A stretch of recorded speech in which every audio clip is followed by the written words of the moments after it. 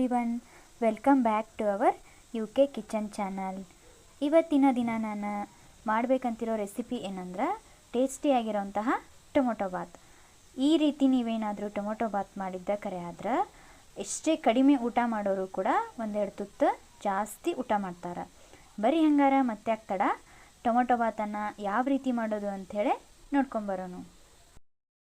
Tomato Baat ಮಾಡೋಕೆ ಏನು ಮಾಡ್ಬೇಕಂದ್ರೆ ಈ ರೀತಿ ಟೊಮೊಟೊನ ವಾಶ್ ಮಾಡ್ಕೊಂಡು ಈ ರೀತಿ ನಾನಿಲ್ಲಿ ಇವನ್ನ ಹುರಿಯೋಕೆ ಇಟ್ಕೊಂಡೀನಿ.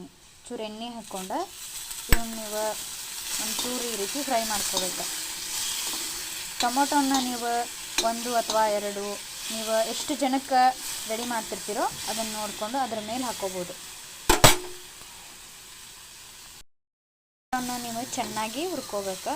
ಈ ರೀತಿ ಸ್ವಲ್ಪ ಕಂದು ಬಣ್ಣಕ್ಕಿದೆ ಫ್ರೈ ಆಗಬೇಕು. ಯಾಕಂದ್ರೆ ಹಸಿ ಹಸಿಯಾಗಿ ಉಳಿದ್ಬಿಟ್ರೆ ಅದು ಟೇಸ್ಟ್ ಬರೋದಿಲ್ಲ. ಒಂಚೂರಿದು ಈ ರೀತಿ ಫ್ರೈ ಆಗಬೇಕು. ಟೊಮೊಟೊನ ನಾನೀಗ ಹುರಿದು ಈ ರೀತಿ ಒಂದು ಪ್ಲೇಟಿಗೆ ಟೊಮೊಟೊನ ಈ ರೀತಿ ಹುರ್ಕೊಂಡು ನಾನೀಗ ಒಂದು ಪ್ಲೇಟ್ಗೆ ತೆಗೆದು ಸೈಡಿಗೆ ಇಟ್ಕೊಂಡಾನೆ. ಈಗ ನೆಕ್ಸ್ಟ್ ಅದೇ ತವಿಯೊಳಗೆ ಏನು ಮಾಡ್ಬೇಕಂದ್ರೆ ಒಂಚೂರು ಸಣ್ಣಗೆ ಕಟ್ ಮಾಡಿರೋ ಈರುಳ್ಳಿ, ಆಮೇಲೆ ಬೆಳ್ಳುಳ್ಳಿ, ಆಮೇಲೆ ಚೂರು ಮೆಂತ್ಯಕಾಳು ಹಾಕಿ ಇದನ್ನು ಸಣ್ಣಗೆ ಇಟ್ಕೊಂಡು ನೀವು ಈ ರೀತಿ ಹುರ್ಕೋಬೇಕು. ನೀವು ಬೇಕಂದ್ರೆ ಇದಕ್ಕೆ ಕರಿಬೇವು, ಕೊತ್ತಂಬರಿ ಕೂಡ ಹಾಕಿ ಹುರ್ಕೋಬೋದು. ಆದ್ರೆ ಹುರಿಯೋಬೇಕಾದ್ರೆ ಅದನ್ನು ಹಾಕಿ ಹುರ್ಕೊಂಡ್ರೆ ಅದು ಹೊತ್ತು ಬಿಡ್ತೈತಿ. ಅದಕ್ಕೆ ನೀವೇನು ಇದನ್ನೆಲ್ಲ ಸೇರಿ ಗ್ರ್ಯಾಂಡ್ ಮಾಡ್ಕೊತಿರ್ತೀರಲ್ಲ ಆವಾಗ ಬೇಕಿದ್ರೆ ಹಾಕೋರಿ. ಈ ರೀತಿ ಸಣ್ಣಗಿಟ್ಟು ಇದನ್ನು ಫ್ರೈ ಮಾಡ್ಕೋಬೇಕು. ಜೀರಿಗೆ ಹಾಕಿ ಅದನ್ನು ಕೂಡ ನೀವು ಈ ರೀತಿ ಹುರ್ಕೋಬೇಕು.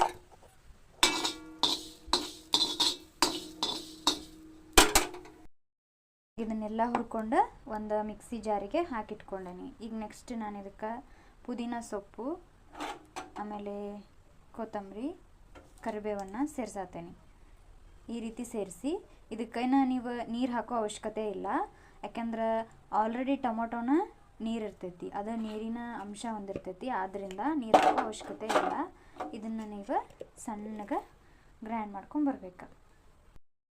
ಈ ರೀತಿ ಇದನ್ನು ಗ್ರ್ಯಾಂಡ್ ಆದಮೇಲೆ ನಾನಿಲ್ಲಿ ಗ್ಯಾಸ್ ಮೇಲೆ ಒಂದು ಬಾಣಲೆ ಹಾಕಿ ಕಾಯಕ್ಕಿಟ್ಟೇನಿ. ಅದರೊಳಗೆ ಸ್ವಲ್ಪ ಎಣ್ಣೆ ಹಾಕಿ ಈಗ ಅದು ಎಣ್ಣೆ ಬಿಸಿ ಆಗೈತಿ. ಬಿಸಿ ಆದಮೇಲೆ ಅದಕ್ಕೆ ಶೇಂಗಾಕಾಳು ಹಾಕತ್ತೇನೆ ಫಸ್ಟಿಗೆ. ನೀವು ಇದಕ್ಕೆ ಬೇಕಂದ್ರೆ ಕಡಲೆಬೇಳೆ, ಉದ್ದಿನಬೇಳೆ ಅದನ್ನೂ ಕೂಡ ಹಾಕೋಬೋದು.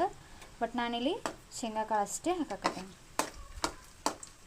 ಇವನ್ನ ಒಂಚೂರು ಈ ರೀತಿ ಕಂದು ಬಣ್ಣ ಬಂದಂಗೆ ಕರ್ಕೋಬೇಕು. ನೆಕ್ಸ್ಟ್ ನಾನು ಇದಕ್ಕೆ ಜೀರಿಗೆ, ಸಾಸಿವೆ ಹಾಕತ್ತೇನೆ.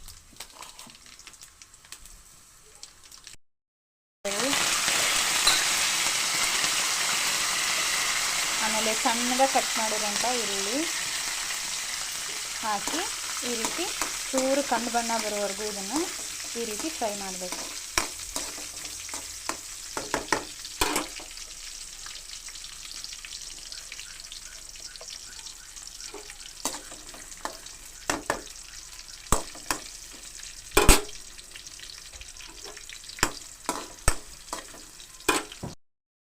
ಇದು ಈ ರೀತಿ ಈರುಳ್ಳಿ ಎಲ್ಲ ಕರಿದ್ಮೇಲೆ ಕಂದು ಬಣ್ಣಕ್ಕೆ ಕನ್ವರ್ಟ್ ಆದಮೇಲೆ ಇದಕ್ಕೆ ಏನು ಮಾಡ್ಬೇಕಂದ್ರೆ ಗ್ರ್ಯಾಂಡ್ ಮಾಡಿ ಇಟ್ಕೊಂಡಿರ್ತೇವಲ್ಲ ನಾವು ಟೊಮೊಟೊ ಪೇಸ್ಟ್, ಇದನ್ನು ಇದಕ್ಕೆ ಈ ರೀತಿ ಹಾಕಬೇಕು.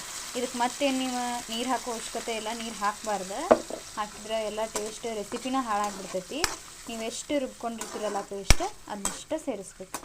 ಈ ರೀತಿ ಸಣ್ಣಗೆ ಉರಿ ಇಟ್ಕೊಂಡು ಸೇರಿಸ್ಕೋಬೇಕು. ಈಗ ನಾವು ಇದಕ್ಕೆ ನೆಕ್ಸ್ಟ್ ಉಪ್ಪು, ಖಾರ ಎಲ್ಲ ಹಾಕ್ತಾ ಹೋಗ್ಬೇಕು. ಇದಕ್ಕೆ ರುಚಿಗೆ ತಕ್ಕಷ್ಟು ಉಪ್ಪು ಹಾಕತ್ತೇನೆ. ಉಪ್ಪು ನೀವು ಸ್ವಲ್ಪ ನೋಡ್ಕೊಂಡು ಹಾಕೋರಿ, ನಿಮ್ಮ ರುಚಿಗೆ ತಕ್ಕಂಗೆ. ಕಡಿಮೆ ಹಾಕ್ಕೊಂಡ್ರೆ ಜಾಸ್ತಿ ಹಾಕೋಬೋದು, ಆಮೇಲೆ ಕಡಿಮೆ ಬಿದ್ದರೆ. ಬಟ್ ನೀವು ಹಾಕೋವಾಗ ಜಾಸ್ತಿ ಹಾಕಿಬಿಟ್ರೆ ಅದನ್ನು ಕಡಿಮೆ ಮಾಡೋದಕ್ಕೆ ಬರೋದಿಲ್ಲ. ಆದ್ದರಿಂದ ಇಲ್ಲಿ ಇದಕ್ಕೆ ರುಚಿಗೆ ತಕ್ಕಷ್ಟು ಖಾರದ ಪುಡಿ ಹಾಕ್ಕೊಳತ್ತೀನಿ.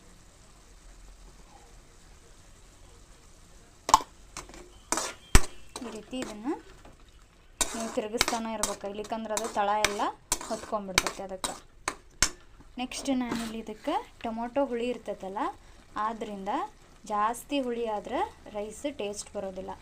ಅದಕ್ಕೆ ಸ್ವಲ್ಪ ಬೆಲ್ಲ ಸೇರ್ಸಾತೀನಿ. ಬೆಲ್ಲ ಸೇರಿಸಿದ್ರೆ ಏನು ಮಾಡ್ತೈತೆ ಅಂದ್ರೆ ಚೂರು ಹುಳಿ ಕಡಿಮೆ ಆಗ್ತೈತಿ, ಟೇಸ್ಟ್ ಜಾಸ್ತಿ ಬರ್ತೈತಿ. ಆದ್ದರಿಂದ ಬೆಲ್ಲ ಸೇರಿಸಿ ಈ ರೀತಿ ಮತ್ತೆ ನಾನು ಅದನ್ನು ತಿರುಗ್ತೇನೆ.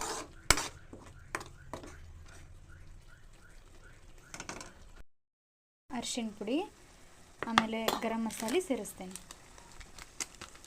ಗರಂ ಮಸಾಲ ಪೌಡರ್,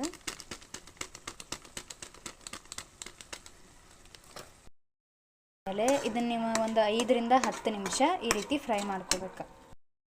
ಈ ರೀತಿ ಎಲ್ಲ ಸೇರಿಸಿ ನೀವು ಇದನ್ನು ಒಂದು 5 ರಿಂದ 10 ನಿಮಿಷ ಈ ರೀತಿ ಫ್ರೈ ಮಾಡ್ಕೋಬೇಕು. ನಾನೀಗ ಆಲ್ರೆಡಿ ಇದನ್ನು ಕುದಿಸ್ಕೊಂಡೇನೆ ಒಂದು 5 ರಿಂದ 10 ನಿಮಿಷ. ಅಂದ್ರೆ ಉಪ್ಪು, ಹುಳಿ, ಖಾರ ಎಲ್ಲ ಸರಿಯಾಗಿ ಸೇರ್ಕೋತೈತಿ. ಆದ್ದರಿಂದ ಈಗ ಇದಕ್ಕೆ ನಾವು ವೈಟ್ ರೈಸ್ ಮಾಡಿಟ್ಟಿರ್ತೇವಲ್ಲ ಅದನ್ನು ಸೇರಿಸ್ಬಿಟ್ರೆ ಟೊಮೊಟೊ ಬಾತ್ ರೆಡಿ.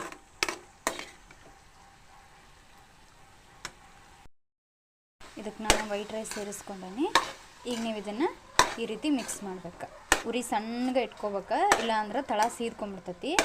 ಅದಕ್ಕೆ ಉರಿ ಈ ರೀತಿ ಸಣ್ಣಗೆ ಇಟ್ಕೊಂಡು ಇದನ್ನೆರಡು ನೀವು ಈ ರೀತಿ ಮಿಕ್ಸ್ ಮಾಡ್ಬೇಕು ಚೆನ್ನಾಗಿ.